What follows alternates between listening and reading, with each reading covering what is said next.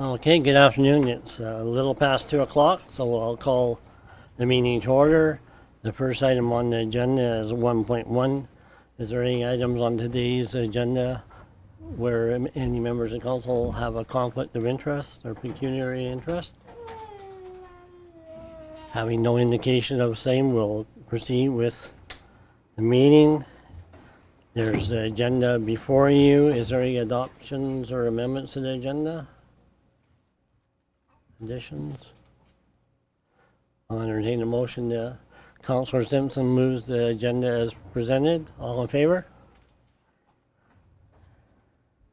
And we have item 3.1, regular council meeting minutes of May 13, 2019.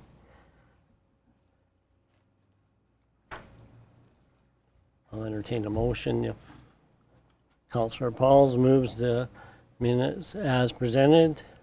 Any discussion? Call the question. All in favor?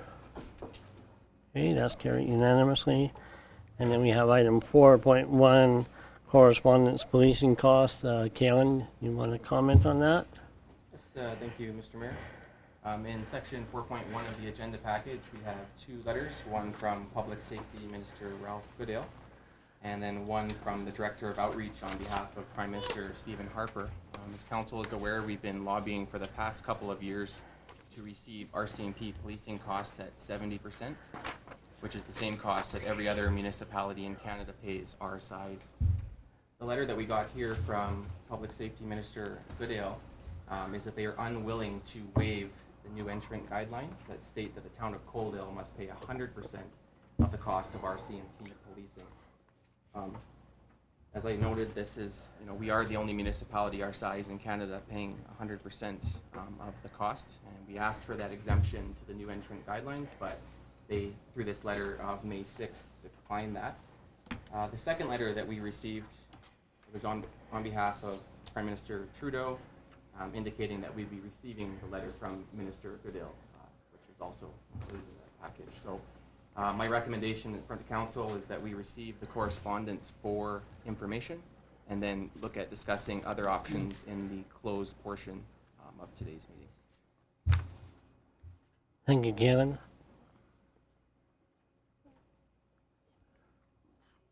Councillor Jumpman. Yeah, thank you, Worship. So you're looking for a motion to receive for information? I'll do that. Okay, thank you, Councillor Chapman. Any discussion? Seeing none, I'll call the question. All in favor? Okay, and that's carried unanimously. Okay. And we have a delegation today. Mr. and Mrs. Brake, do you have everybody in attendance that you're expecting then? Or should we wait till 2:05? No, I think we can, we're 1 minute off. Let's start. Okay, Yeah. all right. So I want to thank Mr. and Mrs. Sprake for taking time and effort to schedule a presentation to share your thoughts about the proposed school site. Typically, we allow delegates 15 minutes to present to council. Our goal at this session is not to debate, but to listen and learn. Although it is not council's practice to make decisions on the same day as the delegation makes a request of council, what I can commit to you this afternoon is asking council make a motion to provide a response to your questions by our next council meeting on June the 10th. Your presentation is also timely, as we will be having our council strategic planning session later this week. We look forward to sharing the outcomes of this exercise with you and the community once completed. May today be the start of our commitment to more ongoing dialogue. So at this time, I'll turn the floor over to Mr. and Mrs. Sprake. Thank you. Good afternoon, members of council and everybody that has supported me and joined me here today. Everybody here is opposed to Site A for several different reasons. My main reason to be here today, as you can see, I have 4 young daughters that will be possibly participating in the high school in Coaldale. My main thing is the public safety was disregarded here on the choice of public, or on the choice of Site A. I'm just going to go through what I've wrote down. I'll try my best. I'm not a public speaker. I'll just try to get through this. It'll explain some safety things in there as I go. My name is Kyle Frake. I'm born and raised in Coaldale. I attended St. Joseph's School and went on to Kate Andrews High School. I was involved in a lot of sports programs, volleyball, basketball, 6 years of football throughout my school period. I still live in Coaldale, Cotwood Development, where me and my wife Lindsay raised 4 young daughters, aged 10 to 1. I love Coaldale, and I'm proud to call it home.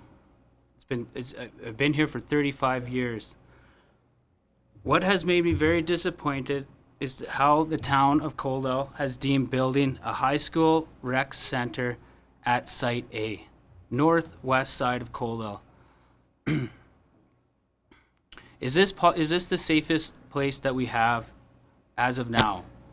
80% of Coaldale's population live on south side, and only 20% on the north side. How has this even been in a consideration? It just doesn't make sense. 80% of the population, children's crossing 4 lanes of traffic on Highway 3 with 18,000 plus vehicle traveling that corridor daily. And on top of that, they have to cross a very, very busy CP rail just in order to get to school or participate at the rec center. Why didn't the parents have to say in this matter? No council members' children will be attending this school that I know of. The citizens need to be considered in this choice. Last 3 years, there's been 3 train derailments around Coaldale. The latest September 7th, just east of Coaldale.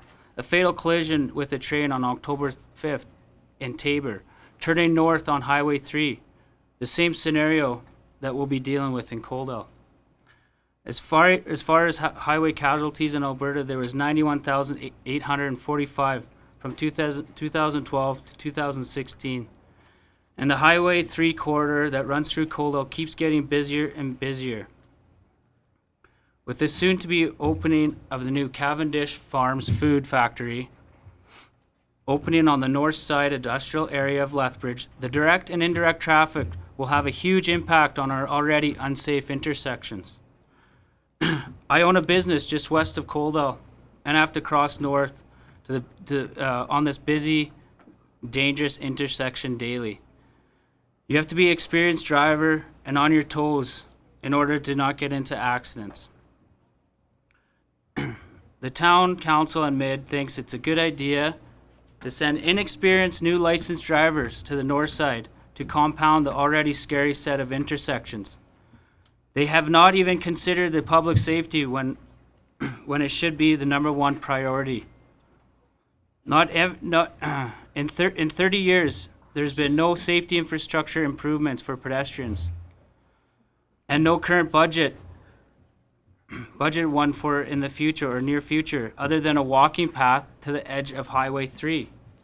No overpass budgeted, no emergency response plan set up in the information session, no previous consultation with the public. It seems like there's zero transparency for the public, the citizens of Coaldale. Has any one of you members ever attempted to cross the intersections at these dangerous spots? If you go to west, where Tim Hortons is located, and McDonald's is located, there's no path. There's no way for a pedestrian to physically cross that highway and get to the other side. There's only one spot to do it, and it's on the 845 highway and highway number 3 intersects. And this is a very, very dangerous spot. I've seen it myself. I've seen kids just go completely bypass this intersection, go over onto the trains, because this intersection is dangerous. They don't even want to go past it. I've seen it just Friday. I saw a girl walk on the tracks and continue walking down the tracks. She didn't even attempt to go across the highway because I believe that she felt it was so unsafe with the many Super B trailers, grain trailers, oil tankers that are going through the plains. And on top of that, rush hour of the buses going through that one intersection. The community information session held on February 5th and 12th was not for the citizens of Coaldale to decide for themselves where the best location of the high school or rec center would go. The decision was already made. The information session was just to persuade the citizens site A was a good idea. The capital budget clearly shows build site here. This was released in November 6th that I'm aware of. So they've made the decision before the public even has a consultation in this matter. The town never properly consulted, involved, collaborate, or empowered the citizens of Coaldale. When you can clearly see at the budget, there's standards for them to follow, for you to follow. The IAP2 public participation spectrum. Inform, consult, involve, collaborate, empower. This is a standard, a federal, international standard that many people or many communities like Coaldale hold up to standards. The first one, inform, to provide the public with balanced and objective information to assist them in understanding the problem, alternative opportunities, and or solutions. Promise to the public, we will keep you informed. That's what it says right in our budget. And empower, if you go through this whole diagram, inform, consult, involve, collaborate, empower, at the very end it says, to place final decisions making in the hands of the public. We will implement what we decide. Now clearly you guys implemented something we have not decided. We're here, we're all saying we don't want it there. There's been oppositions from the very beginning. I've got news articles stating the fact that, people have been opposing this from day one. My biggest thing here as presented, I could go into a lot of different directions, but for me, the biggest thing is not consulting the public safety. There's no infrastructure to hold up. There's no budget for it. The only thing that I could find in the budget is walking paths, like I said, to the highway. How are the kids going to manage to get past the highway? There's 4 lanes of traffic with the CP rail that they have to cross. And if we're going to be busing everybody, the 80% of the community across, what's that going to cost us? Right now, what does it cost us to bus our kids to school? $500 a child? What's it going to cost us when we have to, compound that? And then you compound the traffic infrastructure that is deemed not safe. Alberta Transport, high risk in every intersection throughout Coaldale.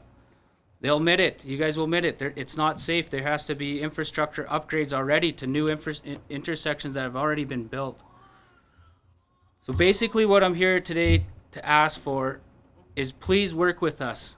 Please listen to the citizens. I'm all for a new high school, a rec center. I want Coaldale to grow, but I want it to grow as a community, as citizens' involvement. I don't see how we can have this international standards to follow, but we don't follow them. Obviously, the citizens don't want the site there. They deem it unsafe.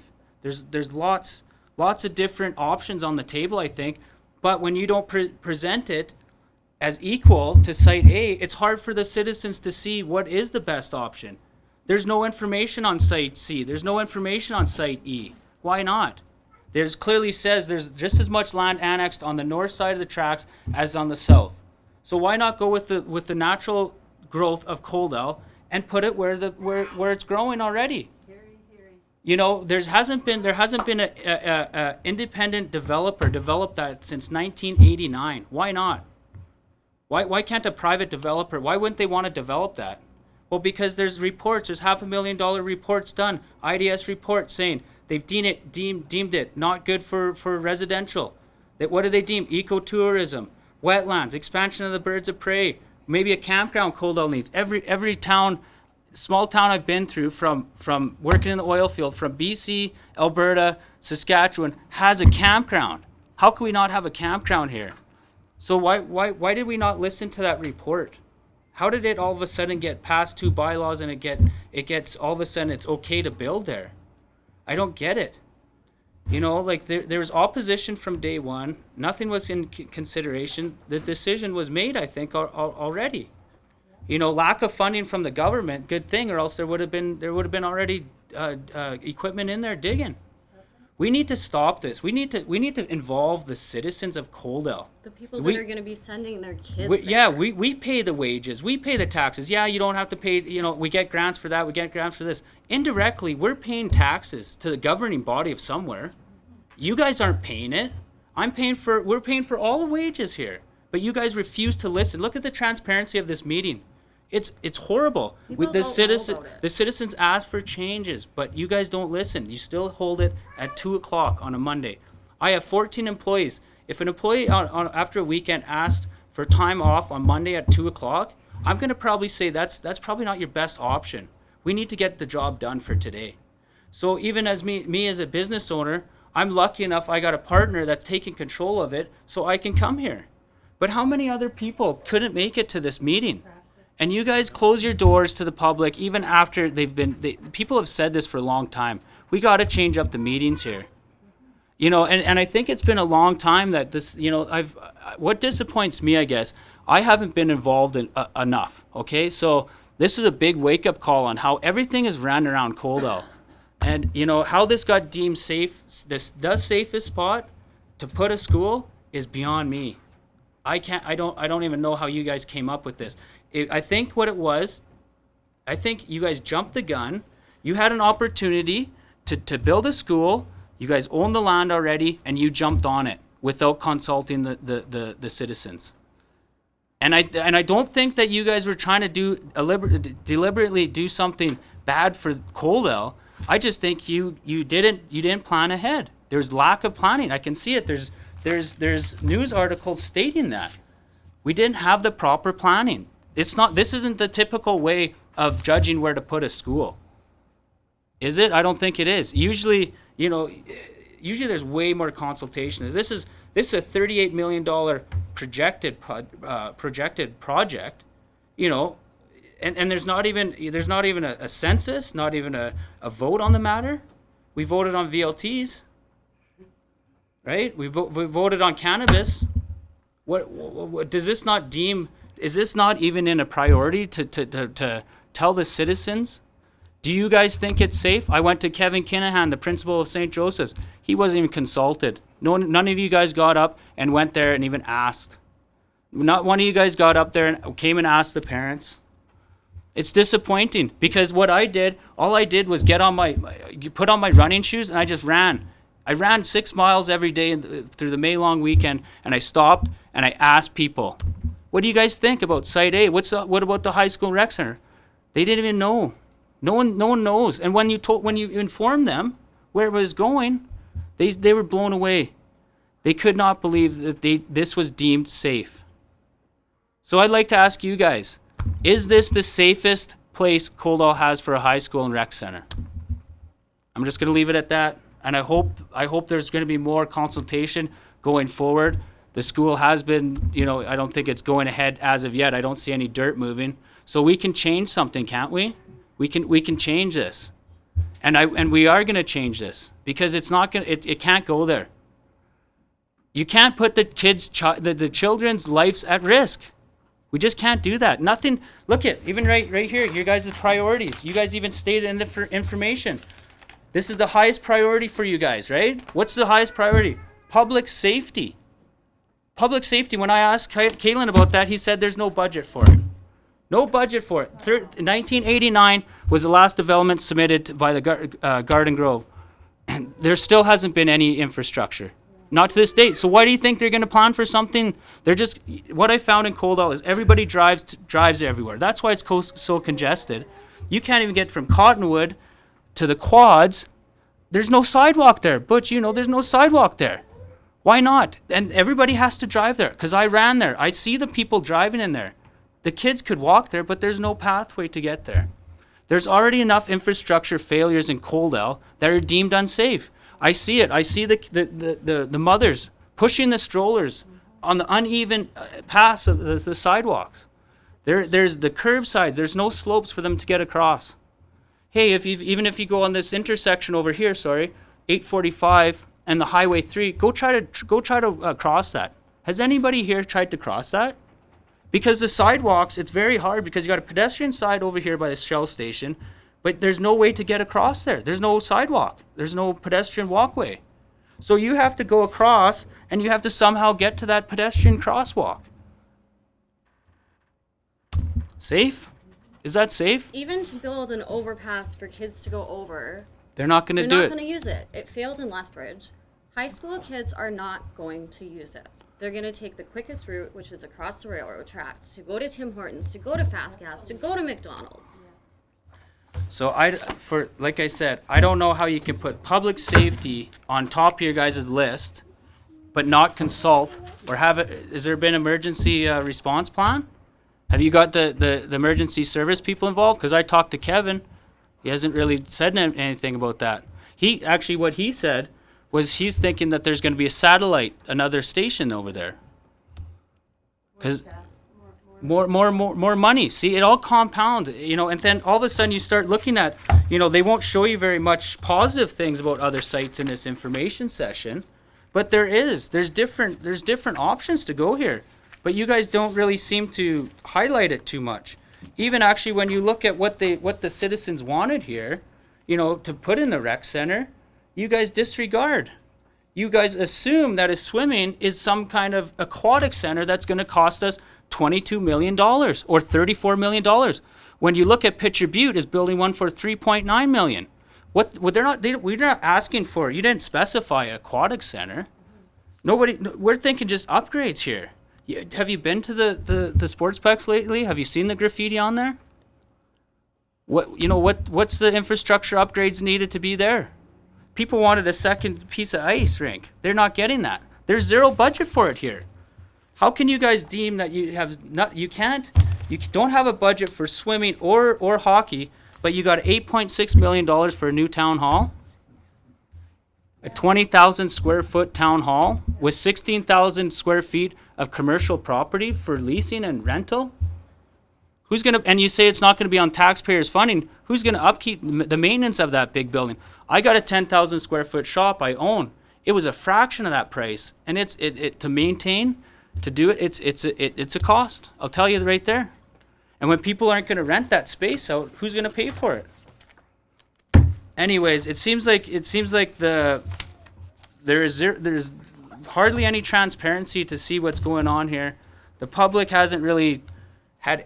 If they do have any input, like I said, there's a lot of people that have stood up. They've been disregarded. And they've been disregarded. We've tried to write Palliser, and I've got letters on that. I've got so many emails. I post one thing on Facebook, I get over 200 replies on a long weekend. And you guys think that you guys have consulted the public enough to make this decision?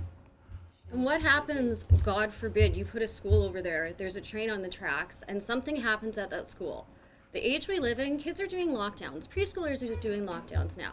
How does emergency services get there? Because eventually it isn't good enough. And it's not going to be good enough. It's not going to be good enough for my wife. It's not going to be good enough for the parents, I tell you. And you know what? If you continue to not listen to the public, I tell you, it's not going to be an easy road to get anything done. Why don't you consult the citizens, hold these meetings at a normal time so everybody can be here. We elected you. We voted for you. Can you please just listen to us? That's all we're asking. And you got to take public safety into consideration. All this fancy information, I don't see one safety thing in here. All I see is there's a little budget, a fraction of the budget for a walking path to get to the highway. One more minute to summarize. I think I've said enough here. I think everybody, everybody that I've talked to sure doesn't agree with it. And if they do have some objectiveness to it, all I say is, do you know about the other options that we have? And they're unaware of it. I think there's other options on the table here. I think we need to present it to the public as a non-bias. They have to have objectiveness. They have to have opposition, pros and cons. You can't just say pro, pro, pro, pro, pro, and not mention any of the safety factors. That's all we have to say, I think, and hopefully we can please stop at what you're doing and just back up and just replan, reorganize. It's not too late to get involved with the citizens. That's all we're asking. Well said, Kyle.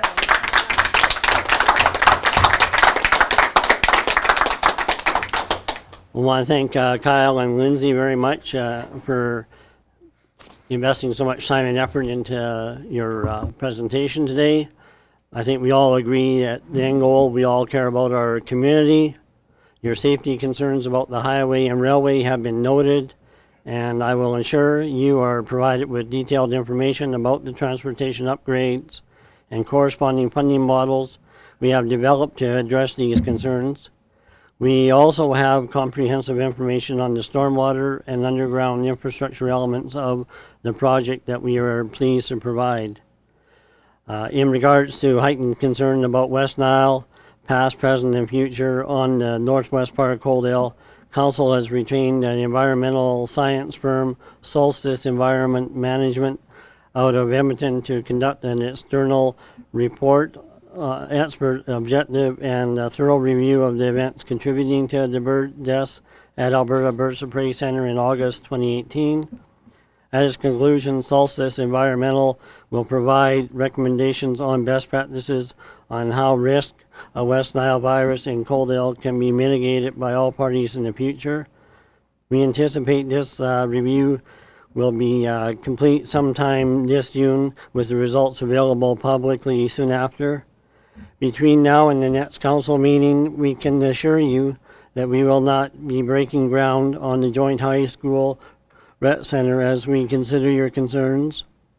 We look forward to providing feedback on the information requested by our June 10th council meeting, so we can keep the conversation going. No, we just have the one delegation, sorry. This isn't an open forum. Just one thing, have you decided, is this site A a go? Do you guys invest in this? Is this a go? You're saying you're holding back, but is it gonna go, regardless of what we say? Well, right, it hasn't, we haven't made the decision yet, no. Okay. Okay, and so thank you very much for your So you haven't time. made the decision Thank you yet, very there's much for still your, options on the table, right? yeah, Vote that, please. yeah. Thank you.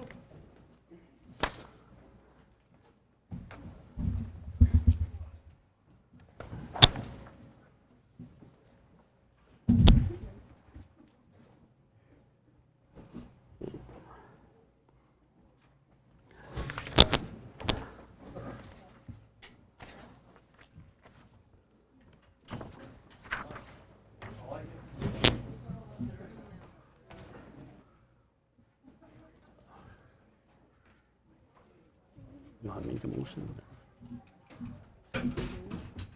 Whatever.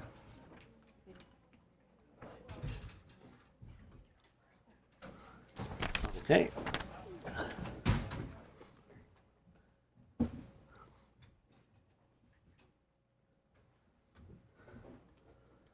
Councillor Simpson? So I'll make a motion that council direct administration to provide comprehensive responses to the questions identified, questions or statements identified by the delegates in the form of a written staff report and presentation. Further, that the staff report be presented to council at the next regular council meeting of June 10th, 2019. Is there any discussion? Seeing none, I'll call the question. All in favor? Okay, that's carried unanimously. Okay, and then we have another delegation. Sorry that we kept you waiting. Cindy Hoffman is going to introduce our next delegation.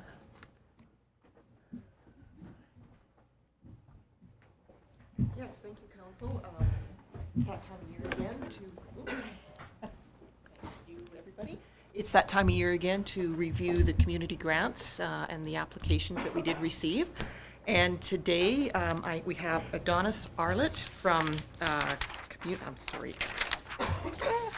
There we go, Lethbridge Corridor Victim Services Unit. So without further ado.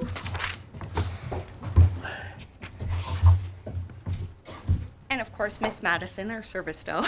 Oh, okay, thank you. Well, welcome. Thank you. So Madison is actually used with our unit for victim services for forensic interviews with the RCMP or any police agency that requests her services. She calms children, adults alike, so they can continue to give their interviews. She also supports them in court, so she'll go right up on the stand and she'll cue lawyers, myself, or a judge when individuals need to take a break. Because often when people are heightened, they don't realize it. It's not the crying that, you know, the moving of the energy, it's the holding in of the energy. Sorry, I'm very nervous for some strange reason. I think it was the heavy topic beforehand. This is a scary group, they do it.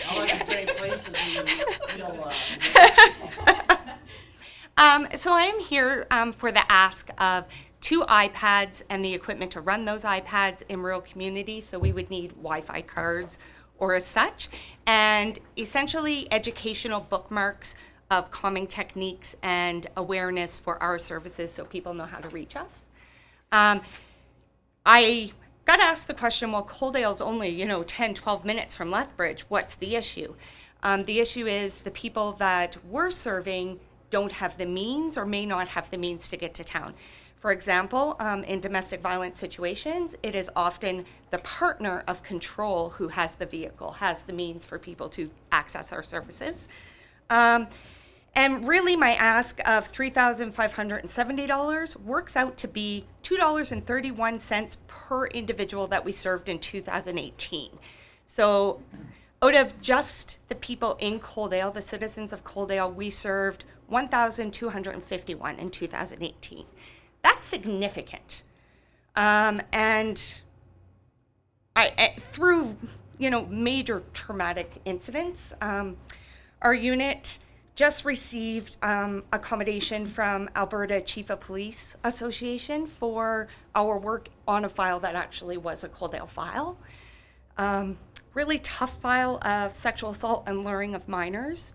It took us 2 years to bring these young women through to trial. And the federal crown actually recognized, this is a tough one, our unit, and said publicly that without our services, they would have never received a conviction or even been considered for a dangerous offender. So that's a big win for Coaldale, a big win for our citizens, and we want to keep that rolling. So these iPads would have the educational materials, so people don't have to come do their orientations in Lethbridge.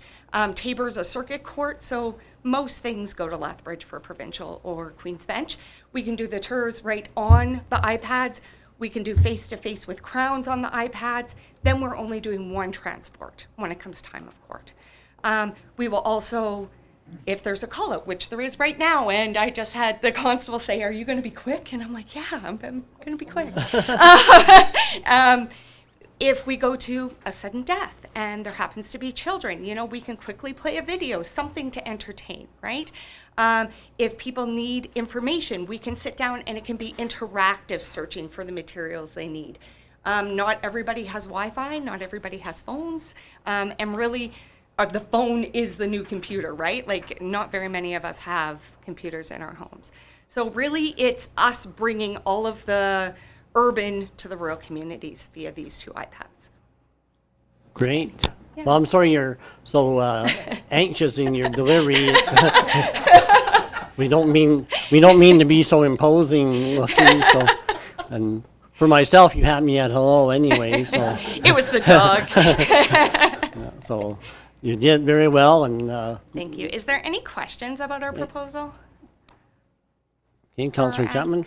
Yeah, thank you, Worship, and thank you so much for your presentation, and I do fully support your request. Just a couple of points. One, the address, or I guess the source that you're applying from seems to say more Lethbridge. I don't know if you want to sort of address it in the future as a Coaldale detachment or something that Right. kind of supports our cause as a community grant to your services. And the other thing that it came to mind was obviously the data plans. It would be up to Victim Yes. Services to carry the fund on that. Correct. Okay.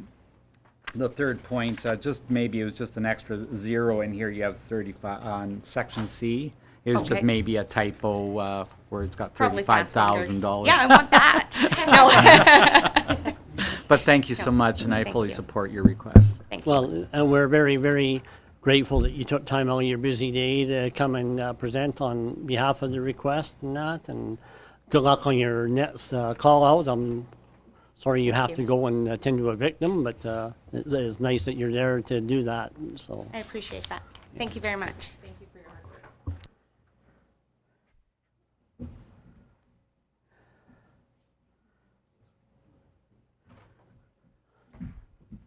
Okay, and then I think we just got one thing before you, Cindy, and I'm sorry. no, that's fine.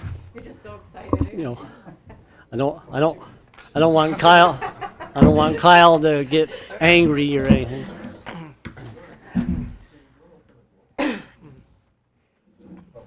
Yeah.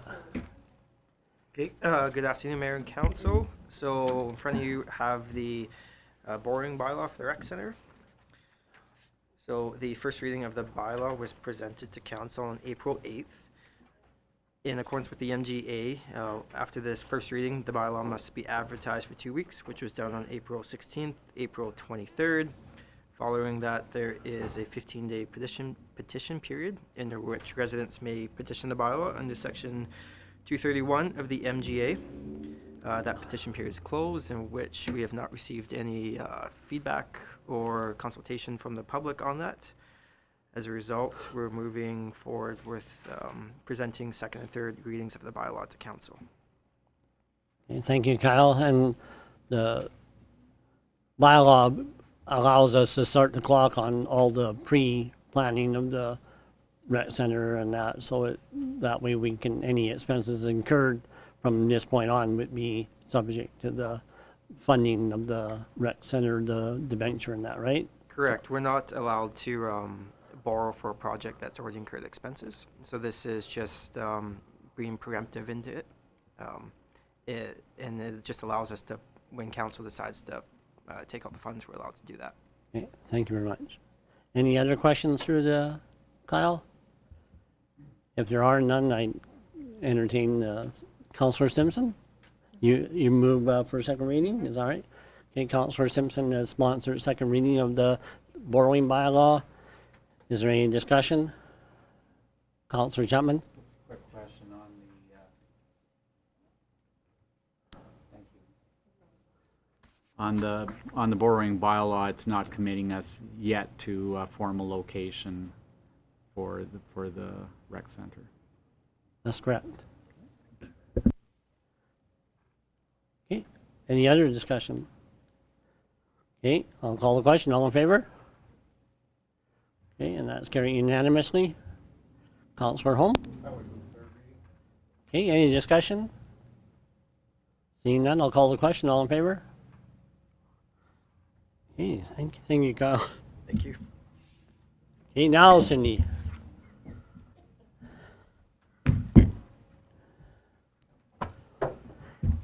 All right. Well, like I said, it's that time of year again. I'm pleased to let you, the council, know that we had 10 applications for the community grant this year. So they are all enclosed in your package there. I think everybody's read all of this, but they're the three streams that are there for funding. The community grant stream, the public safety stream, and then the capital reserve stream. Yeah, just as a recommendation then, we'd like to ask council that you award the requested funds as indicated or amended for all community groups, noting that the requested funds are well below the total amount available, or the council direct administration to investigate amendments as they see fit. So, any questions? When I went through, I saw that a couple of the reoccurring applicants did their review on how the funds were done and that, and So maybe as a recommendation, we might, on the application, make that another tick box so that, you know, So that you're aware that yeah, everything has been if you're a completed. previous grant recipient, please give us a report on how the funds were expended or whatnot. Because I find that very helpful, and then, you know, it kind of makes you feel that the funds have gone to the right place and whatnot, and good benefit. You know, I saw that the curling club was able to do that, and you know. So, yes, so we have received all of those. I could make them available to you if you'd like to see them, but Okay, all good. of these reoccurring people that are applying Oh, they again did this do year that? have responded back with their closing Oh, super. Okay. document as well. Yes. good. Yeah, that's part of our evaluation of all of the grants when they come through before we even bring them to you, is to make sure that all the boxes have been checked, and that Yeah. is one of them, so. I think that's really almost the key part is, you know, seeing the good that's being done with the money and Yep. that. So Absolutely. I'll throw the floor open to any members of council that. I guess I just, before, nobody's really leaping to the button, but while I'm appreciative of the minor hockey one, I think that we had a similar ask by another group last year, and we didn't necessarily support that for the instructor and whatnot. And you know, I found that the range was from $5,000 to $8,000, and it didn't really show any other support, financial support. And you know, I mean, I'm not necessarily opposed to these groups getting these coaching and training, but you know, I'm not certain if they shouldn't. I would have been a little bit more supportive if there would be some contributory funds where it looks like, you know, the parents or the participants were also putting some money in. So that's the only one I really had any kind of thoughts on. The rest look pretty good to me, but I'll open the floor to council, and I see Councillor Holmes there. Yes, thank you, Worship. I agree. I'm in favor of all except the minor hockey one, and I hate to pick on minor hockey, but this one here, I looked at and said it's to a very, very specific, very small group. When we specifically look at goaltenders, and if it had been minor hockey needed something for the entire organization that's going to impact hundreds of hockey players in the town of Coaldale, I would have been supportive. But when we get to a very specific small group, it'd be like our baseball association asking for a pitching coach, and I'm not sure that the reason for the community grant program was to impact the entire community, not a very, very small segment of it. So that's the only one that I do have some issues with, but I would support all the other 9. Councillor Lloyd and then Councillor Simpson, I guess. My peripheral vision was wonky, so I'll defer to Councillor Lloyd and first. Thank you, Your Worship. I disagree. I really think that minor hockey does an amazing work in Coaldale, and they bring a lot of people into town. And I think if that's where they think that they need their focus right now, I think we leave that judgment up to them. I really believe that we need to support the minor hockey.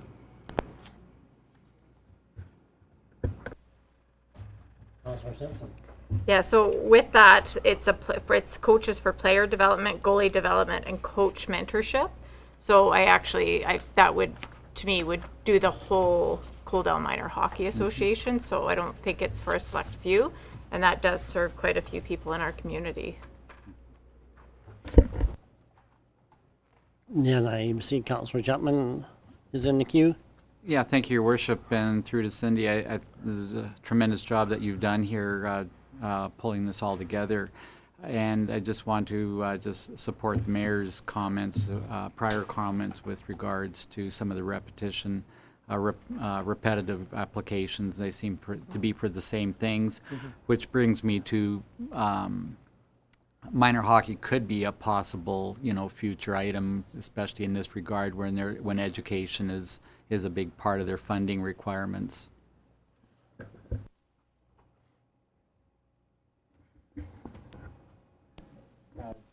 Further to that, then, Your Worship, do you want to should we move these as a whole lump sum, or should we break each one into a separate motions? Well, from my reading in the room, I would maybe say separate minor hockey from the group, and then there seems to be consensus on all the other items, and then you can vote on minor hockey as a separate matter.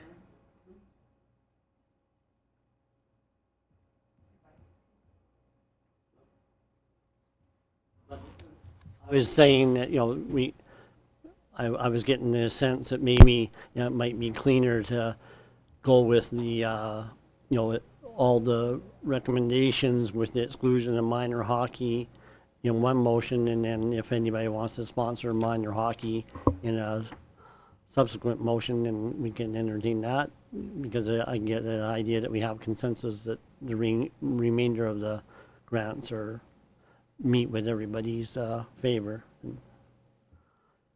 But whatever, is at council's discretion. Whoever makes the motion can drive the truck first. Councillor Lloyd's on the button. Hey, Councillor Lloyd.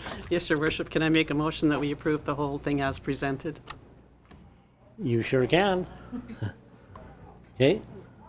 So we have a motion by Councillor Lloyd on the recommendation, basically, to approve all the items as presented. Any discussion?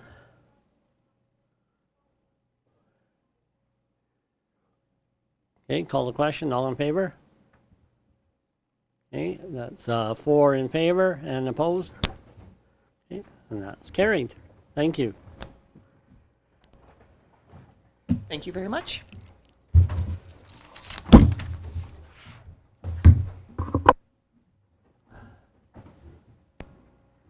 Then we have 7.2 military service recognition, and I think the report's in there. It's self-explanatory.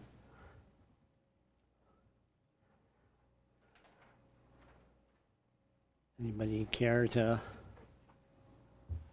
Councillor Pauls?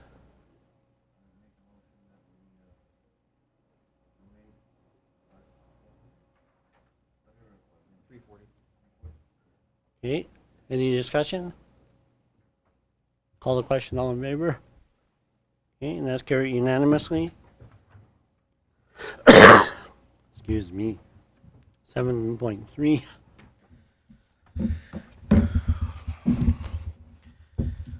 So in front of you, we have the 3 for Free tax exemption follow-up. So this program was approved by council in February 2013. The program allows for multiple years of a reduced commercial tax based if the organizations met the following criteria, or the attached criteria.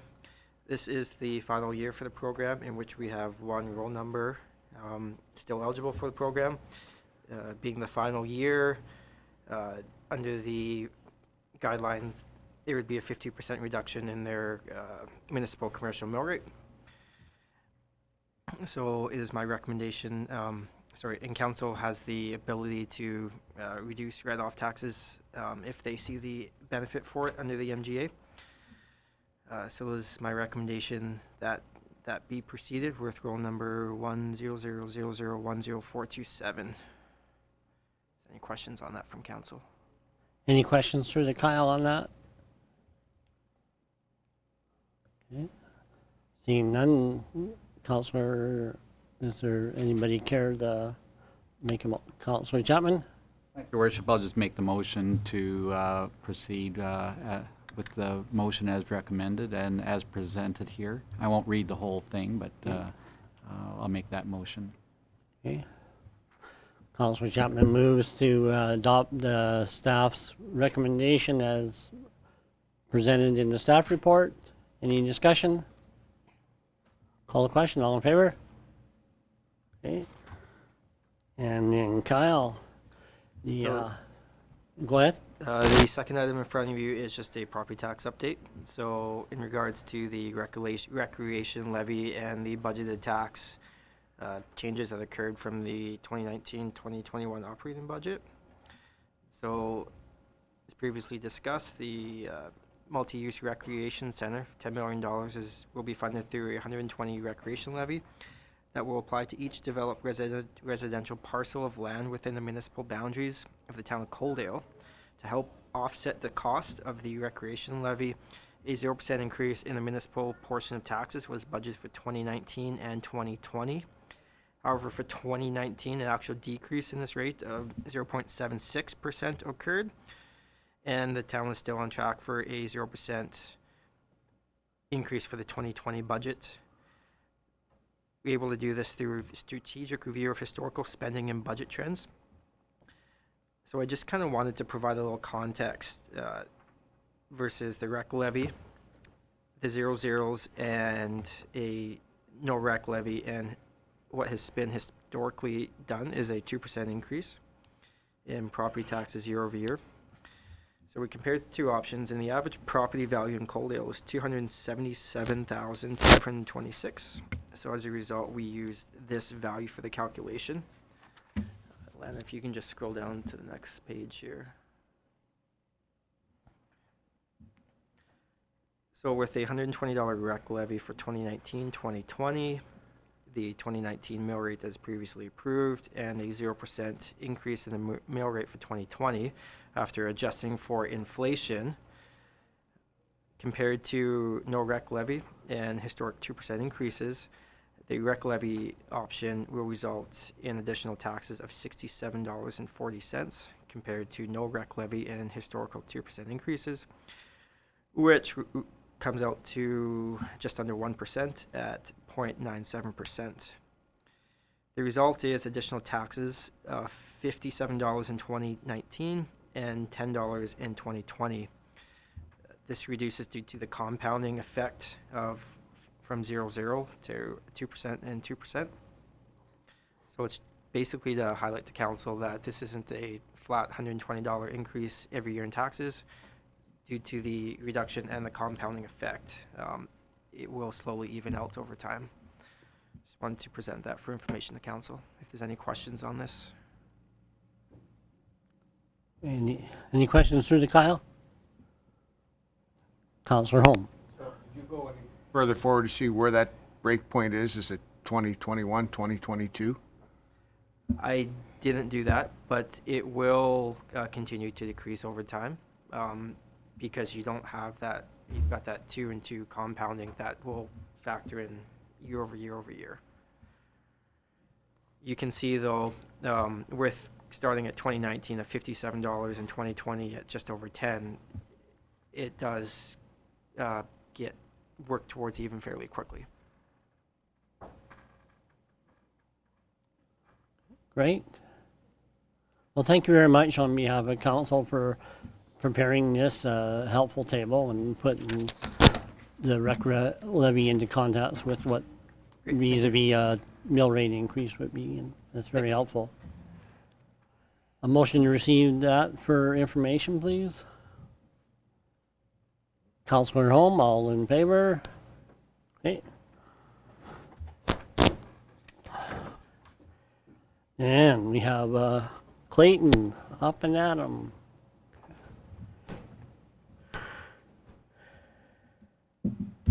Thank you for joining us today.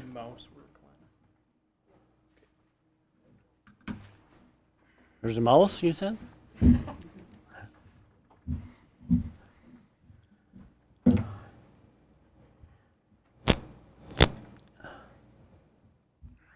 Well, Cindy doesn't want to support you and. It's okay, it's Chief's report. So I have the first quarter report that Chief McEwen did up here. So just our 6-year call totals. So far for the first quarter, we were sitting at 94, and his estimated calls for the year is about 415. That's with a average 6% growth. So total town calls so far this year 72, with total county calls being at 22. He does have you can see the medicals are highlighted in yellow on the top half there. as well as our code reds, having 2 code reds in the first quarter. Is there any narrative with respect to the significant bump in the medical calls? I think March and April significantly was just a busy couple months for us this year. I know April's not on there, but April was quite a busy month as well. So I think overall they were just busier months this year. But I'm sure we'll look a little more at that too as we get some more statistics throughout the year.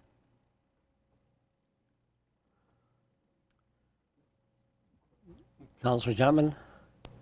While we're on that subject, Yep. The part that I note that the medical calls as compared to code red, I think that's somewhat reassuring in my mind that the numbers for code red would be a lot higher if the medical calls were that high. Yeah. So if we were having more and more instances where the ambulance was not available, then yeah, our code reds would go up as well. So the majority of those medical calls is where we're corresponding with the ambulance to provide assistance, not going ahead of the ambulance to get there before they arrive. Just a breakdown of the town hours and the county hours, the overall number of hours put in by the firefighters, and then our overall hours spent on calls. So the yellow highlighted one would be the hours the department spent on the calls, and then the box right above each of those would be the total number of firefighter hours put in for the quarter. So 367 hours roughly town hours, and 157 county hours for the first quarter.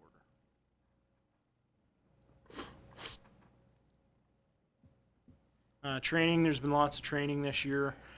So far we've had 13 regular training nights in that first quarter. 574 hours put in by everybody in training.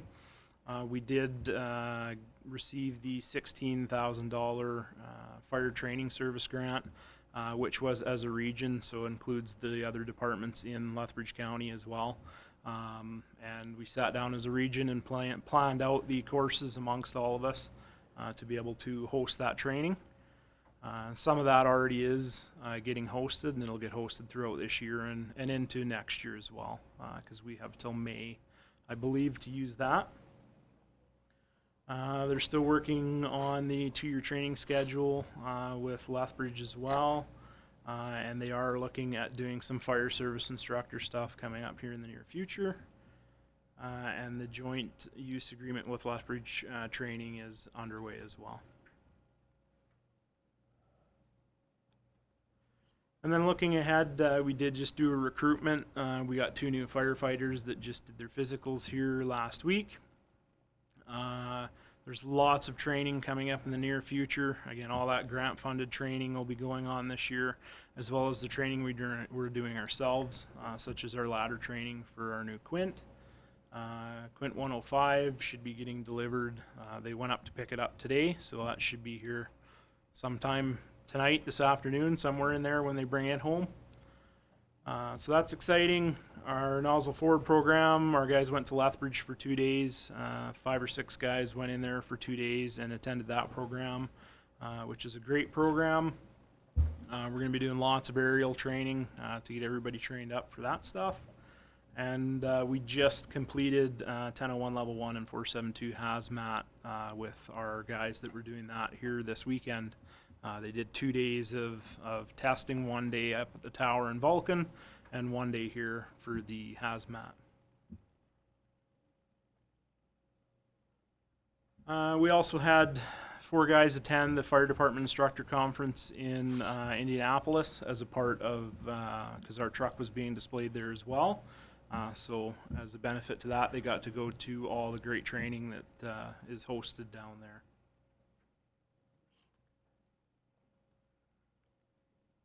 And that's just a couple more pictures of FDIC.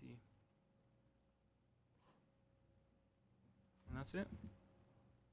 So when the department went down to Indianapolis, is that a scholarship or? Yeah, kind of. It was through, because they were displaying the truck down there.